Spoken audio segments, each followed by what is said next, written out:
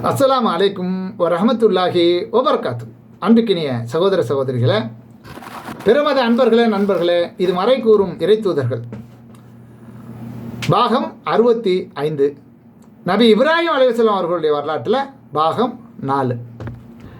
இந்த காணொலியில் இப்ராஹிம் அலைஹிஸ்ஸலாம் அவர்கள் கொடுங்கோல் மன்னனிடம் அறிவுபூர்வமாக வாதிட்டு பிரச்சாரம் செய்தார்கள் என்பதை 2வது அத்தியாயம் 258வது வசனத்தில் அல்லாஹ் சொல்லி காட்டுகிறான். இதோடைய சாராம்சத்தை நாம் முதல்ல புரிந்து கொள்ளணும்.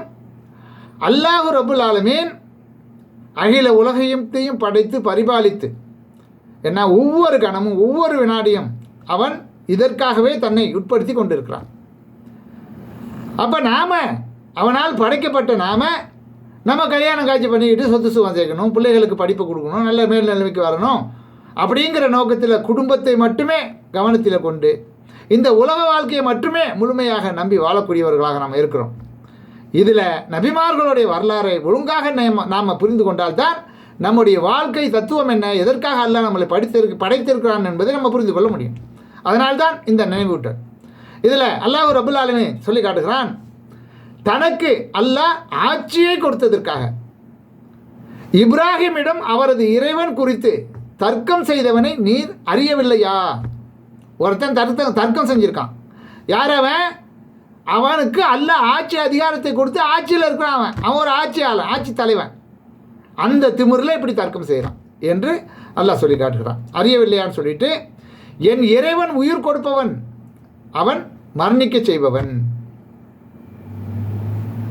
என்று இப்ராஹிம் கூறிய போது அதுக்கு அவன் சொல்கிறான், ஆட்சியை யாருக்கு கொடுத்தானோ ஆட்சி பீடத்தில் உட்கார்ந்துருக்கிற மன்னர் சொல்கிறான், நானும் உயிர் கொடுப்பேன், நானும் மரணிக்க செய்வேன் என்று அவன் கூறினான். அதற்கு சரி இப்படியா அப்படின்னு அவன் வாயடிக்க பதில் சொல்ல முடியாத அளவுக்கு வாயடித்து போகக்கூடிய அளவுக்கு நபி இப்ராஹிம் அலைஹிஸ்ஸலாம் அவர்கள் இன்னொரு செய்தியை சொல்கிறாங்க. என்னது?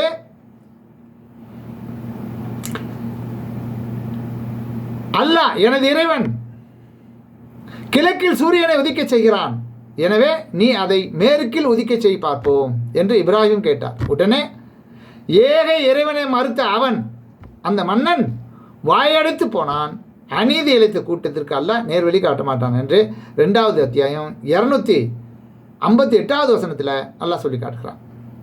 எனவே தங்களுக்கு ஆட்சி அதிகாரம், பணபலம், பட்டம், அரசியல் செல்வாக்கு இருக்குன்னு சொல்லி இறைவனை மறுக்கக்கூடிய, இறைவனுக்கு எதிராக தர்க்கம் செய்யக்கூடியவர்களுக்கு இது சரியான பாடமும் படிப்பினையும் என்பதை நாம் உணர்ந்து செயல்பட வேண்டும்.